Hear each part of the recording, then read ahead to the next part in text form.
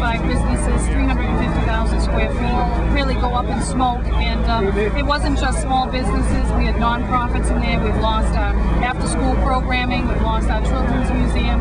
We've even lost our youth center and art galleries. I mean, I talked to a man for 37 years. He's had photographs of nature and wildlife. He's considered one of the best photographers, and all of that is gone. It's totally irreplaceable. So, you know, our short order has been make sure that our public safety people, well-being and safety is okay, and actually it's been incredible. The operation has been able to manage no fatalities at all, and that has been huge. So the first order of business protecting them seems to be holding true, although 45 companies from all over the county right now are in this operation, so it tells you how big it is. And we've been able to have minor injuries, and that's a great thing for this community to walk away from. Second order is that we've been able to minimize the public health risk through smoke and water contamination issues. So that has been great. We've had NEMA on site.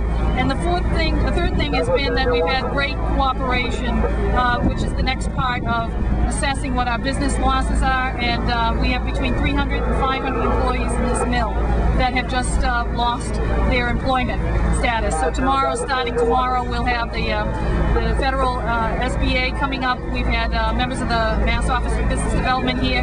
As you can see from my paperwork and notes, I've gone around to all the businesses I know, taking detailed notes about how many employees, what they've lost. And so tomorrow we're going to continue that work at 4 p.m. at the town hall. And the antique store on the first floor, Bernat Mill Antiques. Been there about 2 years. I think it's probably the worst thing that ever happened to us.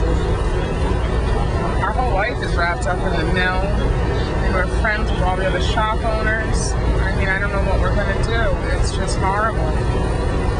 It's just really sad. I came down here to get to town hall to pick up my package for my selectmen's meeting on Monday night, and found out I had to detour all the way back up to Hartford Street and come down Route 122, and that's when I found out what was really happening.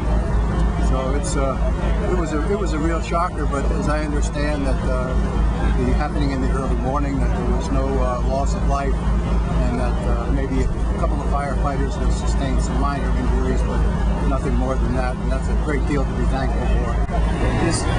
We've got a number of mutual aid companies in. State Fire Mobilization Plan has been activated.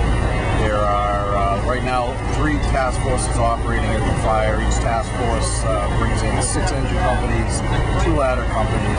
We're in the process of bringing in additional resources to start relieving those companies that have been working here since early on in the morning. This fire will go on for a number of more hours, so the operation will probably go into early morning hours tomorrow. The town of Uxbridge has declared a mandatory water ban on all outside watering. This is to ensure that we'll have enough water to flush the system over the next week or so. You may experience rusty water and low pressure throughout the next week. But right now, water quality is being monitored on a regular basis. So at this time, there's no concern for quality other than those that have dialysis machines and those that have aquariums and fish tanks. There is chlorine in the water because we're purchasing water from the Whitens Water Company. So we caution you, if you have a dialysis machine, to contact the company or a local physician to decide what's best. And with fish tanks, you have to treat the water. We had our small shop in Hopedale, and then we moved here, and we love it. We love this mill. We love the town of Uxbridge. It's very sad.